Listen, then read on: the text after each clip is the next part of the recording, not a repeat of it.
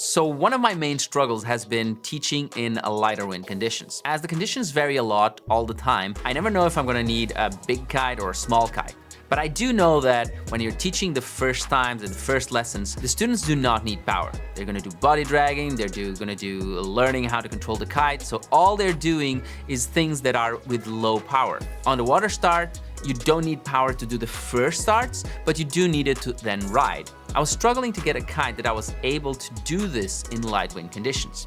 So last season, I was a bit bummed off with the kites that I had because they're a little bit heavy, they are inflatable, they got punctured, so everything was not helping to teach the students quicker and make sure the kite lasted a long time. So I wanted something light that could help me to teach in those lighter wind conditions. I was looking at some inflatables with just one strut or no struts, but they also have other problems. And also I looked at foils. When I found the Viron from Flysurfer, I tried it out and that was an amazing kite. The kite is very light, it flies with very low wind conditions, and it does not have a lot of power.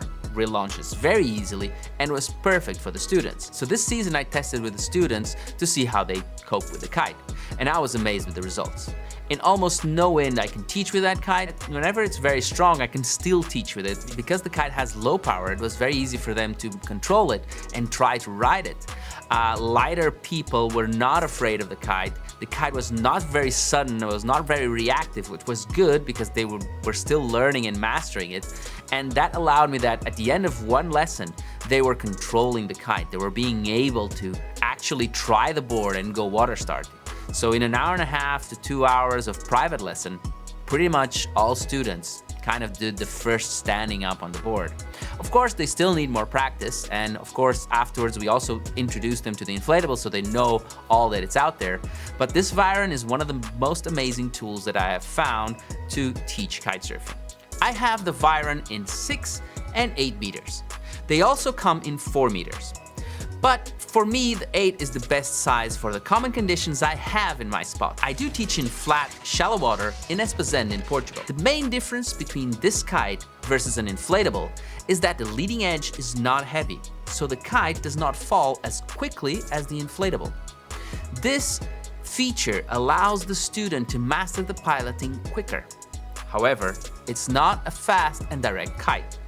Precisely what you look for when teaching. It has a self-relaunch feature, so when you let go of the bar and do nothing, the kite tends to move to the edge of the wind window and get ready for relaunch.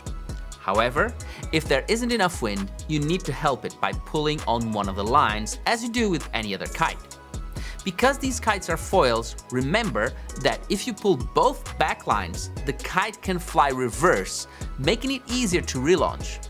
So before teaching with it, learn how to use it properly to take the most out of it. However, when the kite hits the water, please do not pull the lines and make excessive pull against the kite. That will force water inside a valve, making it harder to relaunch. It has one air intake and 2 escape valves that you need to close when starting to kite and open at the end of the session. Since there's no need for a pump, it's perfect for letting it rest at the beach, deflated, and getting it back up and running in no time when needed. Doing this with an inflatable is not great, as the kite constantly flaps. If you deflate it between lessons, you must pump it back every time. Another annoying thing on this Viron is the connection on the safety line. It is tiny, and since you constantly change it with your student, it makes it difficult to make the change. It's for sure something to be changed. Another great feature is that the lines can be split, making it easier to go to short lines. The advantages of light winds are known, but what happens in strong winds? Well, I was surprised by it. In light winds, you cannot water start, but in strong winds, you can do it all with a much softer feeling than with an inflatable in strong winds. This kite has a very low power due to being a low aspect ratio kite. However, it's still very stable and easy to handle.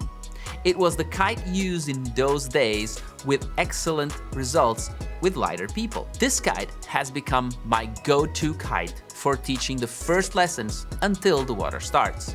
and sometimes even the water starts. The student gets a much faster progression with this kite than with the inflatable, making it fall a lot less and learning how to pilot correctly. Using the foil also ensures a quicker transition to the inflatable, but most importantly, it makes the learning process faster and safer. After one season of teaching primarily with them, I have only great things to say about this tool, and we have got great feedback from our students.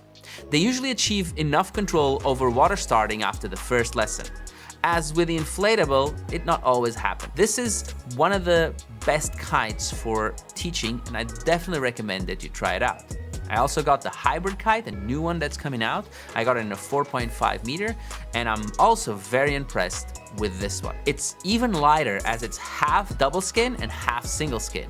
But this one is actually very fast kite and responsive, so I'm very interested not only for teaching, but also for riding. I'm curious to test bigger sizes, but check out the review on the next video.